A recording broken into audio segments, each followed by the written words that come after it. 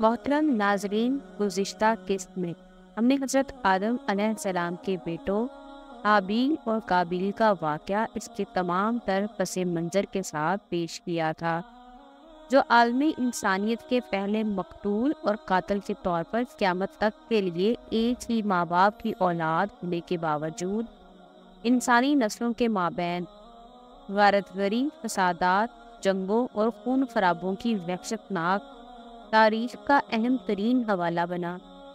اس کے ساتھ آدم علیہ السلام کی وفات، ان کے کفن دفن اور جنازے کے متعلقات کے بابت فرشتوں کی آدم علیہ السلام کے بیٹوں کو تربیت اور حضرت شیس علیہ السلام کی نیابت و خلافت اور وراثت و نبوت کا ذکر کیا گیا تھا۔ آج ہم ام البشر حضرت حوا علیہ السلام کی شخصیت کے حوالے سے جو کچھ کتب تواریخ میں مذکور ہے آپ کے سامنے پیش کریں گے۔ دوستو، یہ تمام تر معلومات ہم قصص الانبیاء سے لے رہے ہیں۔ ناظرین، راہ عمل میں آپ سب کو خوش آمدید۔ آپ دیکھ رہے ہیں راہ عمل کے سلسلہ قصص الانبیاء کی یہ 7ویں قسط۔ مگر حسب روایت آگے بڑھنے سے قبل نئے آنے والے ساتھیوں سے گزارش ہے کہ اگر اس سفر میں آپ ہمارے ساتھی بننا چاہتے ہیں تو چینل کو سبسکرائب کرتے ہوئے ساتھ موجود گھنٹی کی علامت کو دبا دیں۔ معزز ناظرین، بعض لوگوں کی طرف سے یہ سوال اٹھایا جاتا ہے کہ کیا حوا کی پیدائش واقعی آدم علیہ السلام کی پسلی سے ہوئی تھی؟ اس کے حق اور رد میں جو دلائل پیش کیے جاتے ہیں وہ یہ ہے: جدید محققین کے مطابق زمین اور آسمان کی تخلیق کے ساتھ ساتھ آدم اور حوا کی پیدائش کے اساطیری قصوں کو سامی ادیان میں ایک خاص حیثیت حاصل ہے۔ قرون وسطیٰ کے مسیحی، یہودی اور مسلمان آدم و حوا کے قصوں کو منو ان اللہ کی طرف سے بیان کی گئی حقیقت سمجھتے تھے۔ سب سے پہلے تو یہ جاننے کی ضرورت ہے کہ اس قصے کی تاریخی حیثیت کیا ہے۔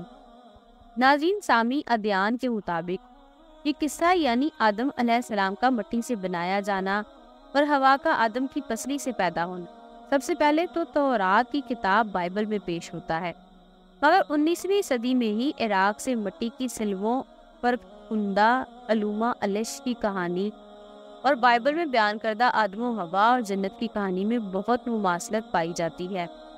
عراق سے ملنے والی یہ مٹی کی سلیس کم از کم 2000 سال پرانی ہے، یعنی پیدائش کی کتاب سے کہیں پہلے لکھی گئی۔ اس لیے سارے قدیمہ کے ماہرین اور بائبل کے اسکالر یہ مانتے ہیں کہ اس کہانی کے اصل مصنف اکادی ہیں۔ بعض یہودیوں نے ان کی کہانی سے متاثر ہو کر اپنی کتب میں اس کی بدلی ہوئی شکل شامل کر لی۔ دوسری طرف حضرت حوا کی پیدائش کے متعلق تفہیم القرآن جلد 1 صفحہ نمبر 319 میں مولانا ابو العلا مودودی نے تصریح کی ہے کہ حوا کی پیدائش آدم کی پسلی سے نہیں ہوئی۔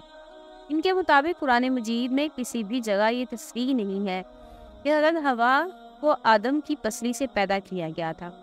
زیادہ سے زیادہ اس خیال کی تائید میں جو چیز پیش کی جا سکتی ہے وہ قرآن مجید کی سورہ نساء میں ارشاد ہے: خلقکم من نفس واحدہ وخلق منہا زوجہا، اور سورہ زمر میں جعل منہا زوجہا۔ لیکن ان دونوں آیتوں میں منہا کے معنی یہ بھی ہو سکتے ہیں کہ اسی نفس سے اس کا جوڑا بنایا، اور یہ بھی کہ اسی کی جنس سے اس کا جوڑا بنایا۔ ان دونوں میں سے کسی معنی کو بھی ترجیح دینے کے لیے کوئی دلیل قرآن مجید کی ان آیتوں میں نہیں ہے، بلکہ قرآن مجید کی بعض دوسری آیتیں تو دوسرے معنی کی تائید کرتی ہیں۔ مثلا یہی مضمون سورہ روم اور سورہ نحل میں بھی آیا ہے۔ ظاہر ہے کہ ان تینوں آیتوں میں من انفسکم کے معنی من جنسکم ہی لیے جائیں گے، نہ یہ کہ تمام انسانوں کی بیویاں ان کی پسلیوں سے پیدا ہوئی ہیں۔ اب اگر پہلے معنی کو ترجیح دینے کے لیے کوئی بنیاد مل سکتی ہے تو وہ حضرت ابو ہریرہ کی وہ روایات ہیں جو بخاری و مسلم نے نقل کی ہیں، مگر ان کے الفاظ میں اختلاف ہے۔ ناظرین، ایک اور روایت ہے، وہ نبی پاک کی ان الفاظ میں نقل فرماتے ہیں کہ عورت پسلی کی مانند ہے، اگر تم اسے سیدھا کرے گا تو توڑ دے گا، اور اسے فائدہ اٹھائے گا تو اس کے اندر کجی باقی رہتے ہوئے ہی فائدہ اٹھا سکے گا۔ اور دوسری روایت میں انہوں نے حضور صلی اللہ علیہ وآلہ وسلم کے یہ الفاظ نقل کیے ہیں: عورتوں کے معاملے میں بھلائی کی نصیحت کو قبول کرو، کیونکہ وہ پسلی سے پیدا ہوئی ہے، اور پسلی کا سب سے ٹیڑھا حصہ اس کا بالائی حصہ ہوتا ہے۔ اگر تو اسے سیدھا کرنے کی کوشش کرے تو اس کو توڑ دے گا، اور اگر چھوڑ دے گا تو وہ ٹیڑھی بھی رہے گی۔ لہذا عورتوں کے معاملے میں بھلائی کی نصیحت قبول کرو۔ ناظرین، ان دونوں حدیثوں میں سے پہلی حدیث تو عورت کو پسلی سے محض تشبیہ دے رہی ہے، اس میں سرے سے یہ ذکر نہیں ہے کہ وہ پسلی سے پیدا ہوئی ہے۔ البتہ دوسری حدیث میں پسلی سے پیدائش کی تصریح ہے، لیکن یہ امر قابل غور ہے کہ اس میں حضرت حوا یا پہلی عورت یا ایک عورت کی نہیں بلکہ تمام عورتوں کی پیدائش پسلی سے بیان کی گئی ہے۔ کیا پھر واقعی دنیا کی تمام عورتیں پسلی سے ہی پیدا ہوتی ہیں؟ اگر یہ بات نہیں ہے تو، اور ظاہر ہے کہ نہیں ہے، تو ماننا پڑے گا کہ یہاں ان کے الفاظ اس معنی میں نہیں ہیں کہ وہ پسلی سے پیدا کی گئی یا بنائی گئی، بلکہ اس معنی میں ہے کہ ان کی ساکھ میں پسلی کسی کجی ہے۔ اس کی مثال قرآن مجید کی یہ آیت ہے، خلق الانسان من اجل۔ اس کے معنی بھی یہ نہیں ہے کہ انسان جلد بازی سے پیدا کیا گیا ہے، بلکہ یہ ہے کہ انسان کی سرشست میں جلد بازی ہے۔ کتاب النکاح والی روایات کی ہے دوسری روایت جو امام بخاری نے کتاب احادیث الانبیاء میں نقل کی ہے، اس کے الفاظ ہیں، اس کا ترجمہ ہے کیونکہ عورت پسلی سے پیدا کی گئی ہے۔ اس صورت میں المراد سے مراد اور عورتوں کی پوری صنف ہوگی، نہ کہ وہ ایک خاص عورت جو دنیا میں سب سے پہلے پیدا کی گئی۔